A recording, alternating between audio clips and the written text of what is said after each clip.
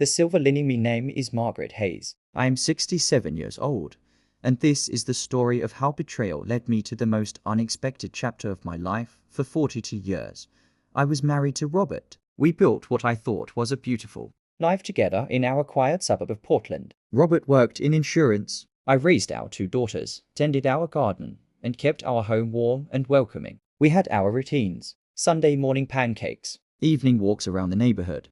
anniversary dinners at the same Italian restaurant where he proposed.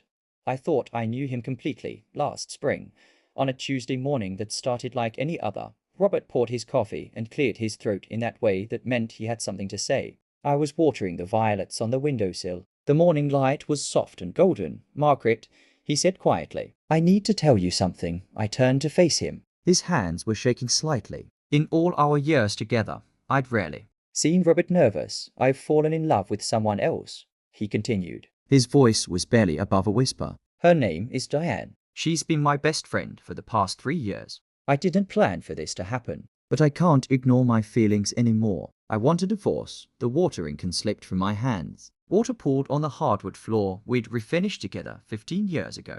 Diane. He said her name with such tenderness, a tenderness I hadn't heard in my own name for longer than I cared to remember. The divorce moved quickly. Robert was eager, Almost relieved. He moved in with Diane within a month. She was 59, a widow. They'd met at a community theatre group I'd encouraged Robert to join, hoping he'd find a hobby in retirement.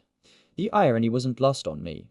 Our daughters were supportive, but busy with their own lives in different states. Friends offered Sympathy, but many of them were couple friends. Robert's friends too. The invitation slowed down, then stopped. I spent the first month in a fork. The house felt enormous and silent. I'd wake up and forget, just for a moment, that I was alone. Then reality would crash back in. But something shifted in me during that second month.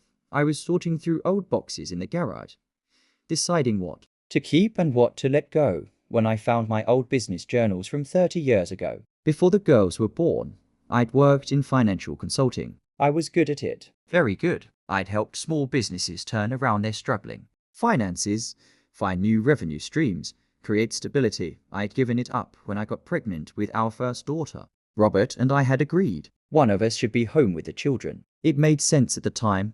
Holding those journals, I felt something I hadn't felt in years. A spark. A memory of the woman I used to be. Sharp, capable, independent. I started small. I updated my resume, took some online courses in modern financial software. The world had changed dramatically in 3 decades, but the fundamentals hadn't. Then I reached out to old contacts. Many had retired. But one, Patricia, remembered me well. She was now running a consulting firm and was intrigued by my interest. In returning to work, we have clients who specifically ask for consultants with life experience, Patricia told me over coffee. Someone who understands the long game, who's seen businesses through multiple economic cycles. Even if yours was 30 years ago, Margaret, you have perspective that 25-year-olds don't. She offered me a contract position. One client. A small retail business owned by a man named Thomas Chen. The business was failing. Thomas was 58, had recently lost his wife to cancer, and was drowning in both grief and debt.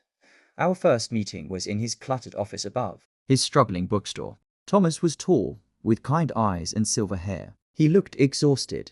I don't know if anyone can help me, he admitted, but my daughter insisted I try. I spent 3 days reviewing his books. The problems were clear. Poor inventory management, no online presence, outdated marketing, lease agreements that were bleeding him dry. But the business had potential. The location was good. Thomas had a loyal customer base. He just needed a strategy. I presented my recommendations. Thomas listened carefully, asked intelligent questions. Then he smiled for the first time. You remind me of my wife, he said. Softly. She always saw possibilities where I saw problems. We started working together closely. Renegotiating leases. Building a website. Creating community events that brought people into the store. Slowly, the business stabilized. Then it began to grow. Thomas and I spent long hours together. We talked about more than just business. He told me about his wife, Elena, how they'd met in college, how she'd fought her cancer with grace, how he missed her every single day. I told him about Robert, about feeling discarded, about discovering that I'd lost myself somewhere in those 42 years of marriage. You didn't lose yourself. Thomas said one evening as we closed up the shop. You just set yourself aside for a while. Now you're remembering. 6 Months passed. Thomas's business was thriving. He hired additional staff, opened a small cafe section. The bookstore became a community hub, and somewhere in those months, Thomas and I became more than colleagues. It happened gradually. Naturally. A friendship that deepened into something more. He didn't rush me. Neither of us were in a hurry. We both loved deeply before. We knew what we were looking for now wasn't the passionate intensity of youth, but something warmer, Steadier. built on genuine companionship and mutual respect. Patricia was so impressed with my work that she offered me a full-time position. I accepted. Within a year, I was working with multiple clients, building a reputation, making more money than I'd ever made before. Robert heard about my success through mutual acquaintances. He called me one afternoon, his voice uncertain. Margaret, I heard you started a business. That's wonderful. I didn't start a business. I corrected him. I restarted my career, the one I set aside to raise our family. There was a long pause. I never knew you were unhappy, he said finally. I wasn't unhappy, I replied truthfully. But I wasn't fully myself either. And neither of us noticed. Robert married Diane last month. I heard they had a small ceremony. I felt nothing but a distant wish for their happiness, because by then, Thomas had proposed to me.